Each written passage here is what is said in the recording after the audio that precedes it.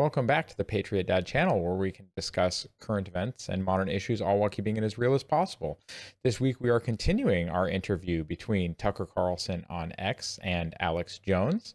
So let's just get right back into it, shall we? I mean, Tucker, you know the answer to all this. You do the best job of anybody with a true Americana populist breakdown. The ruling elites of the world, the Black Rocks, the State Streets, they're on record saying they don't want our consumer society. They don't want our capitalist society. It's bad, it's ugly, it's gross. But they're the biggest consumers compared to anybody else in the world. Their quote, carbon footprints are thousands of times bigger than the average person.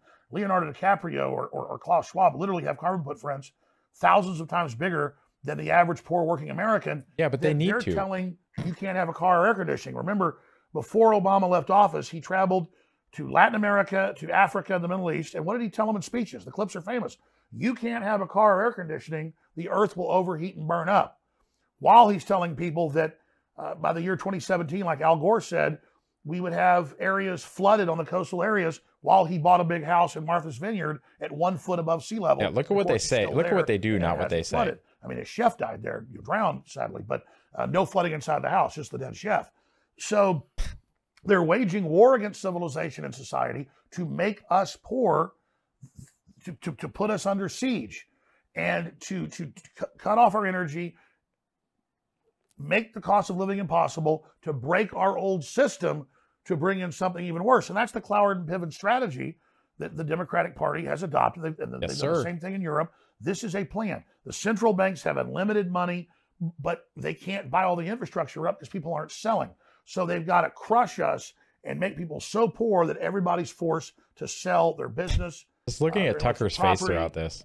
Their physical property, but more importantly, to turn over our bodies to them. We're a UN treaty that Biden right now is, that's what I call Biden is trying to ratify, would literally put our bodies under the control of the United Nations and our medical care policy under it. So it's the pandemic treaty. Yeah. So what this is really a breaking of our will, a demoralization. That's what the transgenderism is, and 2 men can have a baby, and puberty blockers, and castrating little boys, and cutting little girls' breasts off. They've got such hellish stuff coming in this designed global collapse to bring in their world government that they've got to just have all these horrors out there, hoping we just throw up our hands and run off to the countryside. And there you go. All of the things that when you look at it, you just go, that doesn't make sense. Like, how is this happening? Why is this happening here? I think he just gave you the answer. Which everybody's doing, and in a way that's good. But at the same time, then they've got full control. That's totally right. And they're going to march out of the countryside next and dig us out. So that's, I mean, you look at the White House press secretary, who can barely speak English, who's one of the stupidest people I've ever seen, and a transparent liar. Damn. You wouldn't hire her to run your copy machine. She's the White House press secretary. Why would you do that? And it's not because of her race or who she sleeps with. I think the whole point is she's so obviously repulsive, incompetent, that it makes you feel bad about the country to see her. I mean, that's it. We're at a beautiful ball. It's prom night. Everybody's dressed great. There's wonderful food, big, delicious punch bowl. And then they say, what can we do? Well, just have Brian Stelter go take a dump right in there. I was going to say, take a turn at it. They're laughing at you. They're all there laughing at you to make you feel small, to make you question reality. Why is everything so ugly? I mean, that's why they tell people, hey, you can be homeless anywhere. You can crap on the street, needles, throw your garbage everywhere. Drug dealers can sell you drugs. We're going to give the homeless all this government funding. Liberal groups come in and farm and milk each homeless person and skim a big cut of the money off the top. It's a crop. But then a cash crop. But then we see that and we think it's all over. There's nothing we can do to demoralize us and make us give up. And even though I'm conscious of this, even though I know this, it's still at a DNA level. I'm like, I got to go to the country. I got to get out of here. I've got to separate myself from this. But then when they release this toxic cultural poisonous gas, they push us out of those areas and they get the main infrastructure to then organize that, cut off the food and supplies to that group they have, and then tell them the reason you're doing bad is not BlackRock and the WF and Bill Gates. It's all those evil people in the countryside. They're That all left. white supremacists and terrorists and racists. Let's go get them. Because the last group they don't control is rural people that are self-sufficient. And so I get going to the countryside, protecting your children. That's the holy grail. The problem is you got to have 1 foot in each. You got to go back and fight in the city for the infrastructure, for the government. And yes, I would agree with that. While also building a backup operation with farming and ranching and self-sufficiency. So that's why the WEF and the UN are coming in Ireland and in areas of Asia and in the Netherlands and saying by 2030, 80% of your cows have got to be dead. And they just banned like 30% this year in the Netherlands. And it didn't matter people were 80% against it in polls. It didn't matter. They sent the military in against the peaceful farmers that were just protesting, just like the peaceful truckers in Canada got brutally attacked. And so they're all WEF globalist alumni that the big banks on record brag. They've penetrated the cabinets, to quote Klaus Schwab. They've put their operatives in to cut off our energy, demoralize us, release the hardened criminals, put the political activists in prison, continue to cut off the resources to make an angrier world. Klaus Schwab says, we're going to make the world collapse. We're going to have everybody turn against each other. We're going to... All of what I'm hearing right now, tell me it's not happening right now. Got no cash bail, just debauchery and nonsense everywhere. People just pooping in the streets, openly using drugs. They're taking kids away from families because they're not making the decisions with those kids that they want. And if we see them dividing us on race, what makes you think in the future they won't divide us based on urban or rural? It's uncomfortable to think about. That's why most people don't want to. That's why most people just call Alex crazy. But when you really think about it, doesn't it make some sense? At least enough to think about, right? Like, we should be thinking about these things, discussing them, debating them, thinking about, is this really what we want for our future? It's not the future I want. Blame the political classes that we own and control. Not even a little. And then when we're done, we'll bring in our new solution.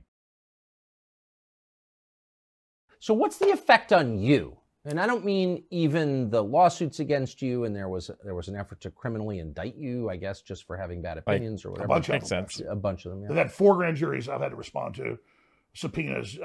My lawyers, when you've committed no crime, you're like one of the only people in media who's not ginning up race hatred, I would say, just to be totally clear, yeah. because it's very common to do that. You don't do that. So anyway, and then of course this $1 billion judgment against you for having naughty opinions, which is insane. I'm not even talking about that. I just mean, what's it like to spend 25, 30 years connecting the dots and seeing this slow-moving storm come toward the country that you were born in? What effect does it have on you? Since you use the analogy of a storm, it'd be like if I was 100 years ago before they had radar, and I've read about the famous flood 120-something years ago in Galveston that killed tens of thousands of people. Oh, yeah, the hurricane, yeah. Yeah, the hurricane. They didn't have radar. And so they just didn't know it was coming. But, they're the fishermen out there catching shrimp or whatever. And then all of a sudden, here comes basically a tidal wave. And if I was one of those fishermen and I knew my children and my wife were on shore at school or work or whatever, and here comes a 40, 50-foot wave I know is about to kill them, I would not be thinking about myself watching this giant wave come in. I'd go, oh my God, my wife and kids are over there. And so it's not that I'm a hero. It's not even a selflessness. I realized that I was just out in front and ahead of some people in understanding this because of family and research and just things in my life that I saw that encouraged me to get involved in the media because I was aware of the globalists and some things that were going on because my uncle was high-level Iran-Contra, had some other family that worked in clandestine things. So I kind of grew up just around folks that knew what was really going on. And you're a kid, you don't really pay attention to it, but you kind of get that education, even though you don't know you're getting it. And so I've just been out front. So I would liken it to the old days when a dam would break and they didn't have radio to warn people, and the dam breaks and it's a 20-foot wave coming down the valley, and you are down below the dam as, let's say a lumberjack, and your wife and children are 2 miles down, and you see the dam break and you're about to drown. But I guarantee the last thought you're thinking is, it's going to get my women and children. And that's really, my grief is, this is really draconian. This globalist Great Reset, New World Order takeover. Yeah, the stuff he's talking about, not cut good. off the resources, 90% forced depopulation, breaking civilization by design, massive wars, famine. They've already cut off a third of the fertilizer in the last year worldwide. It's estimated that'll kill a couple 100 million people. The lockdowns worldwide, not the virus, the UN admits killed 80-something million extra people in the last 3.5 years. And so when the first world collapses, the third world dies. And then what's left of them floods us. And so the earth is being put into a countdown collapse right now. And so I'm like the fisherman when the tidal wave comes in, and I'm like, oh my God, my wife and children are about to die. And so I'm not really worried about me because I'm a man. I did this. I knew it was coming. I've been proven right. And I'm not happy I was proven right. I wish we could have gotten ahead of this. Yeah. And stopped. I bet he's not. Yeah, we have a lot of credibility now that people see that we were right. So maybe we can stop the next phase of it. But the globalists have gone from testing phase, beta test phase, into full operational now. And they say, read their writings, we are going to have a post-industrial world by 2030. We will have no personal cars by 2030. You will be eating bugs by 2030. And we will start the depopulation of 90% of the people by 2045. That is the official WF, official UN, official Club of Rome plan. What do you mean the depopulation? They want to bring the world population down to 500 million. But I thought That's not good. That's not good at all. We're opposed to genocide, no? Or no? I guess we're not. Well, we're told now, don't have children, it's bad for the earth. Yep. And we're told all this, and Elon Musk is right, and is a hero for pointing out all the actuaries show, if you don't have 2.1 children, a man and a woman, people go, well, a man and a woman can have 2.1. It's in the aggregate, folks, out of billions. If a country doesn't have 2.1, 2.2 replacement rate, below replacement, then you don't have people to take care of the old folks, society collapses. Yep. And so Japan's 1.3, Italy's 1.3, they're done as cultures. America, without immigrant influx, is about 1.6. That's not viable. And I'm not just talking about white people only here, but white people are 7% of the world population, maybe 8%. And so I would be sad if the last of the Eskimos were dying. I mean, I'm sad that the Japanese, within 100 years, there might be 20 million of them. But just to my previous question about, and without getting too personal, but like, I mean, I feel a little bit enervated and down just hearing your dot connecting here. Like, what's the effect on you over 25 years? I mean, if you literally foresee 9/11 before it happens, and you did, and it can be proven, we just proved it. Yeah. Like, what is that? What's that like to live with that weird ability? Not even like he said it. Specific clip and wrote it on video. I specifically say, call the White House, tell them we know they're going to let Al Qaeda attack us, Bin Laden, and then take our rights. And I say, call the White House. I put the number out, so I put my money where my mouth was, and that's the only time I ever said call the White House and tell them stop a particular event. I'm now saying we need to call the White House and say, you've let tens of thousands of military-aged men from the Middle East in. Yes. We know a lot of them are Hezbollah and Hamas. The FBI has confirmed that. And so when and if there's big terror attacks, which I believe will probably happen in America, we're not going to have Homeland Security get more funds and more power and grope us at the airports more. I want prison time for the agencies and groups that have allowed this. And I want Biden. I want Biden impeached now. Okay? That's why we got rid of McCarthy. It needs to happen. Leaving the border open when there is a clear and present danger of this going on, and when we're very close to war with Iran, we go to war with Iran, they're going to activate Hezbollah, okay? And that they make Hamas look like choir boys. And so you want to hear a prediction here. It's a probability, not a pure prediction. But, I mean, if we go to war with Iran, guaranteed sleeper cells activate. It'll make what happened in Israel look tame in comparison. I'm not lessening what happened there. So I'm simply, and then again, where's the logic? The government that allows that to happen should go to prison. I agree. But instead, like 9/11, they're going to get more power when it happens. Mark my words. So you can't have guns because we let in foreign sleeper cells to kill. Correct. Exactly. And you asked the question. That makes sense. This has really taken a toll on me. Not the fake lawsuits, not the weaponization, not the deplatforming. I was already getting exhausted 5-6 years ago. And when I married my second wife, who's amazing, I have 3 children with my previous wife, and one they're all great children, and one with her. We were in Hawaii getting married like 7 years ago. And I said to her, I want to just write books and make documentary films and maybe do an occasional podcast. At that time, I've been on air like 22 years. 6 days a week, 3 hours a day at least. Wow. And I said, I just don't want this burden, this big crew. I love the crew, but I don't want to do this anymore. I said, I want to move the country, and I want to just, because it's taking a physical toll to every day look at this stuff. And now I've gotten to the point, which even though I say don't let them break your will, don't let them demoralize you, that's because I understand the process. It's happened to me. Used to, I'd have hundreds of incredible stories and clips every day. I couldn't wait to expose the bad guys. Now I look at it once, I'm ready, I study it, and then half the time I get on air and I just go, let's just take calls, or I start talking about some fun story just because I mentally cannot sit there and stare into the abyss and stare at Biden or their press secretary that's meant to enrage us and demoralize us. And I think that's a defense mechanism that's healthy. Doing a great job. Balanced. I'm not asking people to only fight tyranny. I'm asking people to get prepared, get ready, but wake up as many people as you can, and then do whatever you have to stay sane, because we have record suicide, we have record depression, we have record drug abuse. Yep. This country has been attacked. And if you read deeper into the globalist writings, they admit they're doing it. Not to mention the number of people that are on like antidepressants and everything else, like it's skyrocketing. The pharmaceutical industry is thriving right now in the United States, and we are not doing better. We need to do better. We need to remind ourselves that people are what's important. Our God is what's important. Family is what's important. The freedoms in this country are what's important. And we need to get our head out of all the propaganda, because it is demoralizing. What they're doing can wear you down. Get off social media as much as you can, right? It's not healthy for us. Have real conversations. Have debates. Be real now. We need to be more real. And so we have to be aware of it. If you're aware of an attack and aware of a manipulation, it doesn't give you full immunity from it. No, it doesn't. But it gives you a buffer. Imagine people that don't know what's going on, and they really believe things are dangerous, things are bad, not because of the corrupt corporations that are running things, but because those evil people in the countryside don't want to be left alone.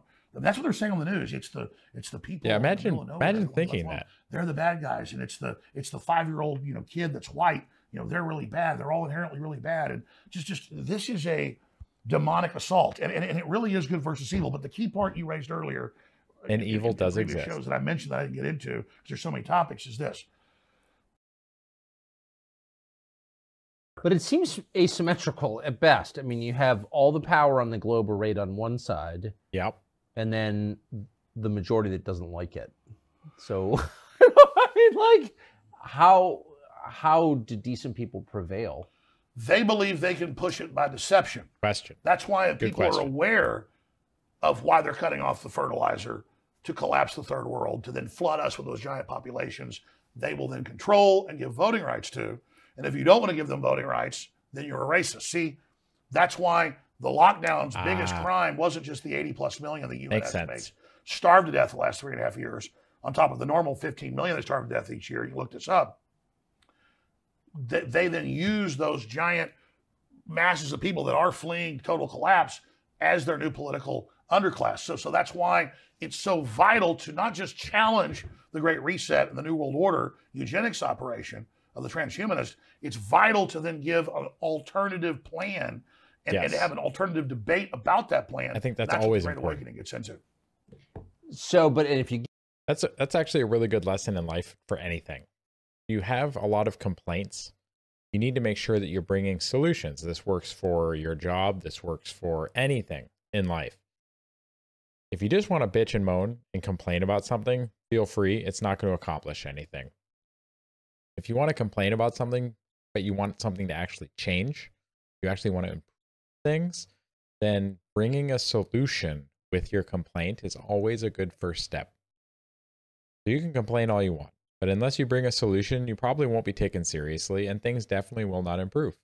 So if the book actually has solutions, it's probably a good read.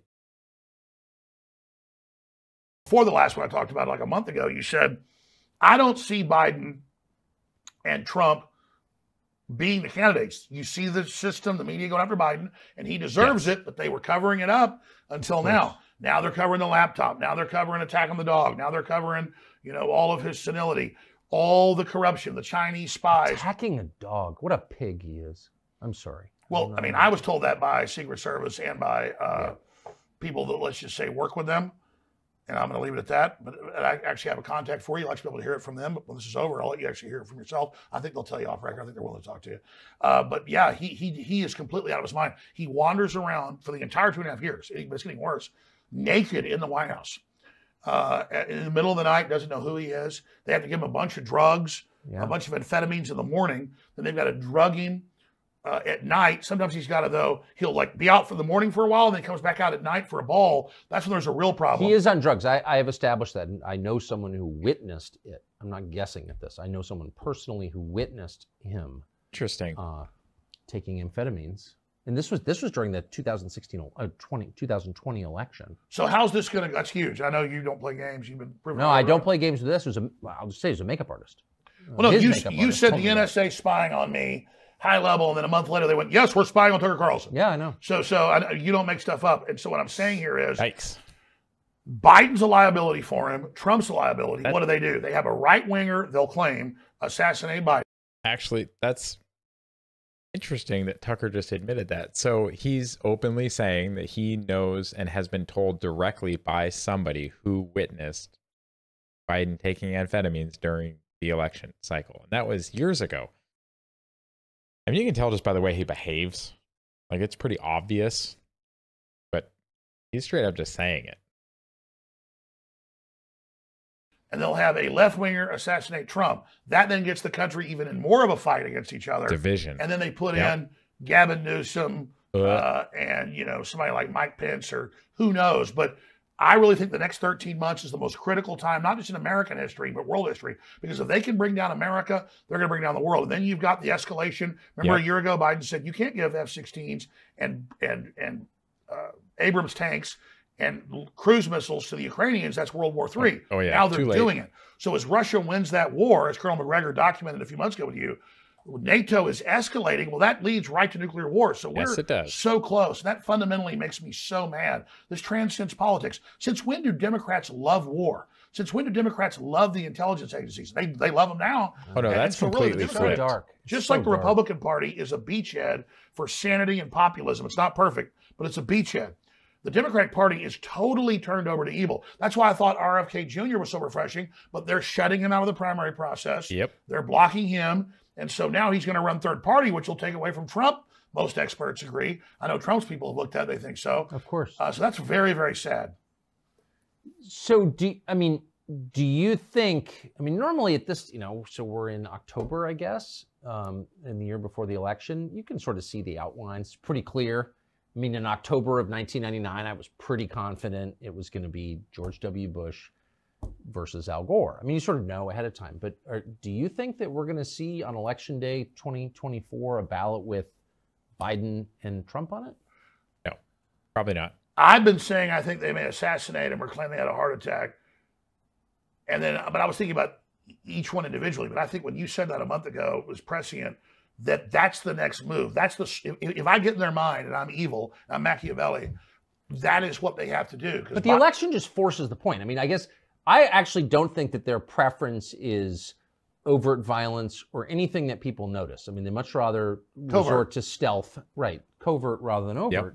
But I just I think we're past an election on the books, and something's going to happen. Well, that's what you're saying. All their tactics of covert aren't working. So as we saw with JFK in 1963, they're just going overt, man. They will go overt, and so we have governors declaring emergencies to take the guns.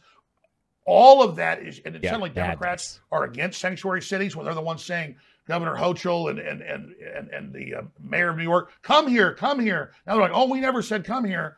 I think it's dawning on Democrats they've been betrayed. We can't handle the illegals. There's some point where Democrats will have self-preservation, the average voter, and say, no, we need to turn against this. This is totalitarian. This is dangerous. This is evil.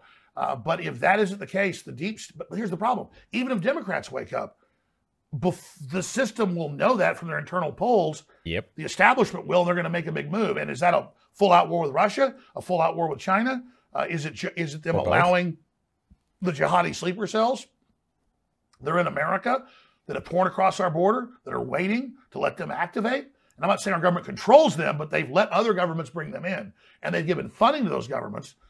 And now if we don't see strong signals against Iran, I don't want war with Iran. What I'm saying is strong signals telling Iran, do not fund terror groups. And we don't see stronger. They're going to do that. They're going to do it with the money we gave them. The security services to go ahead and let this new attack happen. And a massive jihadi attack in America could be the way to bring in martial law and cancel the election. Also, Klaus Schwab loves the Telegraph, so does the UN. It is imminent. A cyber attack bringing down the power grid will make COVID look like absolutely nothing, is basically his quote. I think I got it almost exactly. And so will they cut the power before the election? I mean, the sky is the limit. The sky is the limit. So people need to be vigilant and understand that we want to let the system know we're aware. We want to promote the values of free speech and of family and patriotism, of nationalism, and of local control and of free market, rugged individualism and a competitive civilization and a colorblind society that Martin Luther King Jr. talked about. We need to go back to the things that made us great, that threaten the CCP and threaten the globalists of the UN, because they're selling tyranny and eating bugs and being locked down in your houses and forced injections. And I ain't all about that life. Baby, we're selling normal human biology and success and culture. Yeah. And so regular I just think life. we have to come give to the party of regular life to their dystopia. We have to challenge their dystopia, but also give the alternate plan, which enough people aren't doing. But that's Trump's big sin, is his optimism. America's great. Everybody's beautiful. We have such potential. And as soon as the world heard America was open for business, we saw trillions flood instantly in, because our leaders had said America's not open for business. Invest in China and India and Mexico, where the globalists have middleman deals to get all the money and all the power, instead of the people getting it. It was Henry Ford, wasn't a perfect guy, but he said none of them are. The other auto manufacturers, this came out in federal documents and later antitrust suits, because he didn't get in trouble. They did. They said to him, the other auto manufacturers, they said, why are you going to pay your employees 3 times what we do? And he said, because I don't want just rich people buying my cars.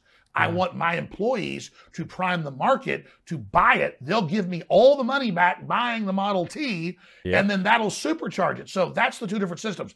Build this illustrious, incredibly exciting, roaring civilization of laissez-faire, or let these big guys that already made all the money centralize control, shut us all down and vertically integrate. That sounds awful. So they're in control, and then kill competition. So we have to kill the globalist program that's anti-free market, anti-capitalist. It's monopolistic. It's anti-human. It's a bunch of degenerate, inbred, 3rd, 4th generation elites who didn't make all this money, who didn't create all this stuff, but that have decided we don't even get to take part in it, while they take part in it and live like kings. So it's us or them, Tucker. And we've got to crush the globalists. We've got to crush the New World Order. We've got to challenge them, or they're going to destroy the planet. I believe that. Thank you to those that made it to the end of this video. That was a little on the wild side, but that was actually a lot of fun. Those of you that haven't seen Alex's content before, hopefully you'll have a more open mind and not just believe what the media says right out the gate. I would recommend looking into his stuff a little bit more. I am not ashamed to say that I have watched and on occasion still watch some of his shows, and I do actually enjoy some of his products. If you enjoyed this video, please make sure that you like it and leave a comment below. If you want to see more videos like this, make sure that you subscribe to the channel and click the little bell icon so that you can be notified when I upload new content. Share the video with friends and family to help get the word out, and leave a comment on something that you might want to see in the future. Like I said, these episodes were brought to you by a recommendation to watch this video by our channel friend, the rogue dermatologist, Dr. Paul Beebe. Check out his channel too. He's got a lot of very good medical information on his channel and may help break you out of some of the cycle of skincare products in those industries. Take care, everyone. God bless, and bye for now. Go ahead and check out one of the links on the screen now to either subscribe to the channel and see the rest of the videos of the channel, or one of the carefully selected videos that you may wish to see that YouTube has used its algorithm to select for you.